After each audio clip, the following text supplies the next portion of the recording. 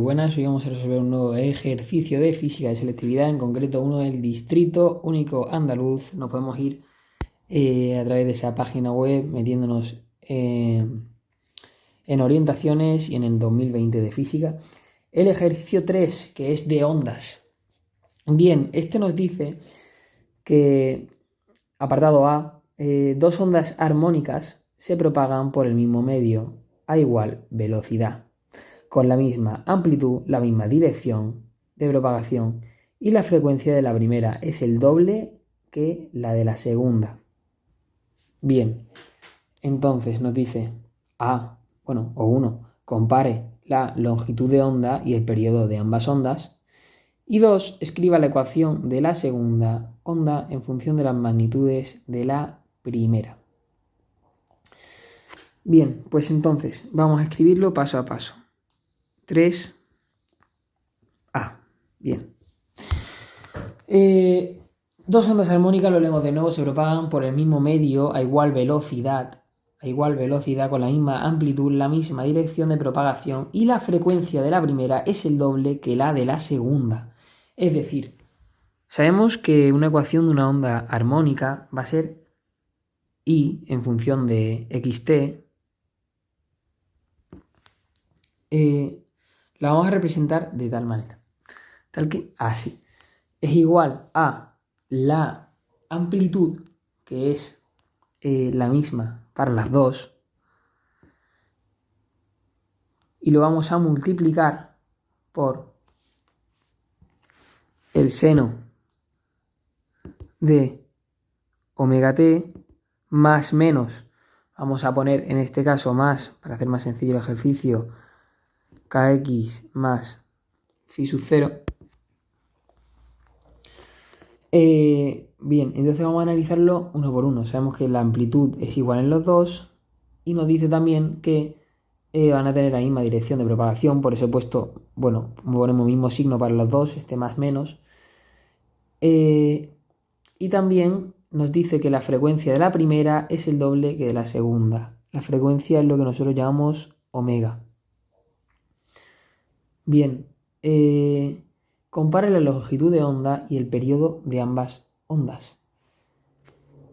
Además sabemos que, como nos dice que a la misma velocidad es este número de ondas, ¿no? Este K que tenemos aquí. De tal manera que nos pide lo primero, que comparemos la longitud de onda. La longitud de onda, que es lambda, que se define como 2pi partido el número de ondas.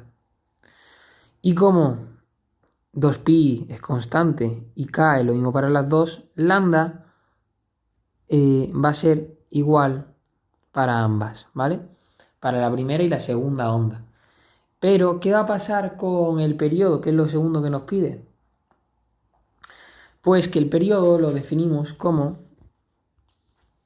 2pi partido omega, que es la frecuencia. Y nos dice que la primera onda tiene el doble de frecuencia que la segunda.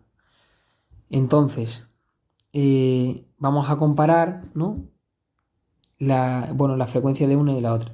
Supongamos que esta que hemos escrito aquí es la frecuencia de la primera, ¿no? Y sí, pues el tiempo de la primera, frecuencia de la primera. Y aquí tenemos, el periodo de la segunda, 2pi partido omega de la segunda. Vale, pues entonces, ¿qué vamos a hacer? Vamos a hacerlo rápido. Sabemos que la frecuencia de la primera es el doble que la segunda, es decir, omega 1 es igual a 2 veces omega 2, de tal manera que ya podemos hacer una comparación y tener que T1 partido T2 va a ser igual a, vamos a hacerlo aquí en grande, vamos a ver cómo este 2pi se va arriba y abajo, esto se va y nos queda que en conclusión esto es igual a, nos da la relación como 2 veces el periodo de la primera es igual al periodo de la segunda, es decir, que el periodo de la segunda es el doble que el periodo de la primera. Y después nos dice el segundo apartado del apartado A que escribamos la ecuación de la segunda en función de las magnitudes de la primera. Es decir, que si... Uy, esto se me ha ido. Que esto es sencillo. Si tiene la misma amplitud, tiene la misma K y tiene la misma phi sub 0, pues vamos a decir que, bueno, pues esta WT, ¿no? Este omega T, perdón, tiene que ser, bueno, pues ya está, pues le ponemos un 2 delante o un medio, depende. Por ejemplo, si nos dice, como en este caso, que la ecuación de la segunda onda en función de la magnitud de la primera, pues, y sabemos que, bueno, pues que el omega 2 es igual a un medio de omega 1, pues entonces la ecuación de la segunda será omega 1 partido 2, ¿no? Un medio de omega 1 t, y ya es exactamente igual porque tiene la misma amplitud y bueno, todo lo demás es igual porque son dos, bueno, aparte de que son dos ondas armónicas, tienen, bueno, según nos dice el enunciado, estas mismas propiedades, ¿no? Bastante semejantes. Pues bien, vamos a ir ahora al apartado B. El apartado A, tengo que aclarar que habría que explicarlo un poco mejor con palabras tal, no como yo lo estoy escribiendo, sino lo que yo estoy diciendo también con palabras, hay que escribirlo. Y bueno, el segundo nos dice que la ecuación de una onda que se propaga por una cuerda tensa es I xt es igual a 5 seno de 50 pi t. Sabemos que lo que acompaña a la t es omega, es decir, que 50 pi va a ser omega, menos significa que va a propagarse hacia la derecha 20 pi x. Bien, lo escribo aquí abajo porque no me cae bien la hoja. Pues entonces tenemos también esto como el número de ondas, ¿no? Ese 20 pi. Y nos pregunta,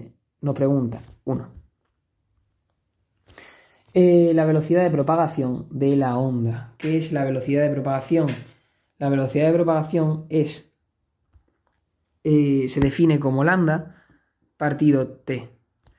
Pero claro, como hemos dicho antes, ¿qué es t y qué es lambda, no? Pues si nos damos cuenta, t hemos dicho que, o bueno, o lambda hemos dicho que era 2pi partido k, y que esta t, el periodo, va a ser 2pi partido el tiempo, bueno, el periodo, ¿no? Perdón, partido omega. De tal manera que esto se nos va y nos queda que esto es igual a omega partido k. Esto es nuestra velocidad de propagación, ¿vale? También lo tenemos que demostrar así en el examen y, bueno, una vez tenemos esto, pues ya podemos calcularla, ¿no?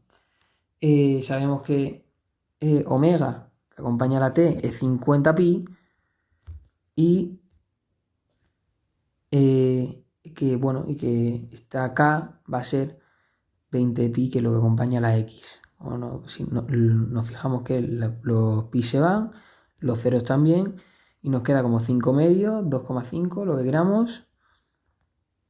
5 medios es nuestra velocidad de propagación.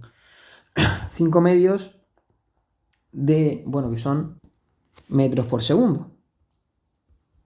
Porque no es la velocidad de oscilación, sino que es de propagación. Bien, esto sería nuestro primer apartado, el B, y nos faltaría, bueno, el segundo, la velocidad en el punto x igual a 0 de la cuerda en instante t igual a 1. Esto es sencillo, ya que la velocidad nos dice, ¿no? Yo creo que debe referirse a la velocidad de oscilación, porque si nos dice la velocidad de propagación en todos los puntos es la misma. Como vemos aquí, no depende ni del tiempo ni depende del espacio, ¿no? Entonces vamos a tener, bueno, eso es la misma ecuación en la velocidad de propagación para todos los puntos. Se quiere referir a la velocidad de oscilación. y la velocidad de oscilación sí que varía. Esta se define como la derivada de la ecuación de onda o de la posición de I, vaya, con respecto del tiempo. Y esto siempre nos va a dar, si nos damos cuenta, que velocidad de oscilación es igual a la amplitud por omega por el coseno de kx. En este caso nuestra onda se desplaza hacia la derecha, así que es menos omega t más phi sub 0. Bien, esto sería nuestra velocidad de oscilación. Sabemos cuánto vale omega, sabemos que omega vale 50pi, es decir, que velocidad de oscilación vamos a ir ya sustituyendo. La amplitud vale 5 por 50pi.